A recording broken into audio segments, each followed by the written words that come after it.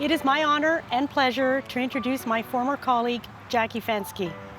Jacquie was elected to Strathcona County Council for 4 terms. She served her residents with passion and commitment. She developed strong regional relationships with our neighboring municipalities. Jacquie brought common sense and courage of leadership to the council table. She had the determination to see decisions become concrete actions. She then carried through to the provincial level with the same resolve, always working for the betterment of Strathcona County. She's going to bring those strengths and knowledge that she has gained to be even more effective as our new mayor. Ladies and gentlemen, Jacquie Fenske. Thank you, Bonnie, for that introduction and for the leadership role you have played in Strathcona County. I know from your time as board chair for Elk Island Public Schools and your work on council, Strathcona is better because of your service. And if I might add, your expertise in policy is appreciated throughout the region. I often refer to the quote by John Quincy Adams: "If your actions inspire others to dream more, learn more, and do more, and become more, then you are a leader." And that is what I intend to do. I will lead. I will lead by working with others and finding the win-win solutions.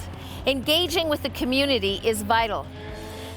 And one way to do that is through the creation of an ambassador program.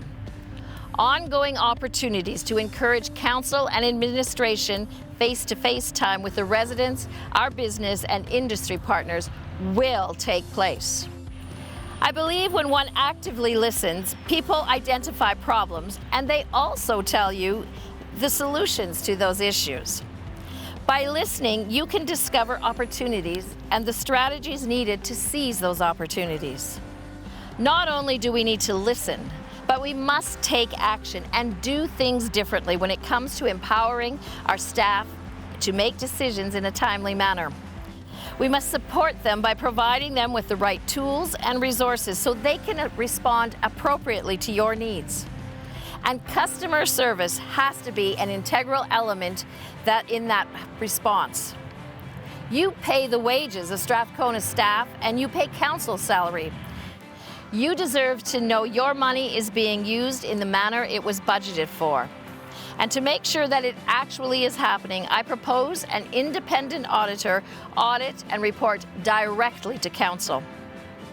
To ensure council compensation is fair and reasonable, I recommend that compensation be reviewed every term by an independent committee and any changes be effective the following election. Through collaboration and innovative partnerships, we will form strategic alliances and we will work to regain our position of leadership in the capital region. Strategic alliances with other organizations such as Alberta Rural Development Network, Families First, and the many business associations we have in our community will allow us to meet the identified needs of our community without reinventing the wheel. Innovative partnerships will give us the opportunity to do more with the dollars and the talents we have. Together, we will be stronger and more effective. We must move ahead on the decisions already made. Paralysis is totally unacceptable. We have a community that is expecting us to adapt and transition with the times. I have a reputation of getting the job done. I understand the region and I walk the line between rural and urban. I think it's time we start referring to Sherwood Park as the cosmopolitan area it is. It may not legally be called a city, but we had better start referring to it as such because that's how the people who live in Sherwood Park see themselves, as living in a city. If we want to make it easier to attract businesses to locate in our city, we need others to see it as such as well. Words matter. We need to stop painting the entire specialized municipality of Strathcona with the same brush. Policies and regulations for a city do not necessarily work in the rural area or in our smaller centers. This was made very apparent during the last review of the dog control bylaw. It's time to listen to what the people are saying, and let's recognize those differences. Let's also identify the uniqueness of each hamlet and market them as such. Ardrossan has different appeal than does Josephburg or South Cooking Lake. So let's celebrate the opportunities those differences create. I have promoted unique relationships. In turn, those relationships have benefited the people of Strathcona. The management of the town of Bruderheim ensured our northern Strathcona residents actually saw county employees on a regular basis, even if it perhaps was only on their way through the area. But seriously, it has provided many of our staff with the opportunity to grow and expand their management skills. And it has created a strong bond between us and our neighbor.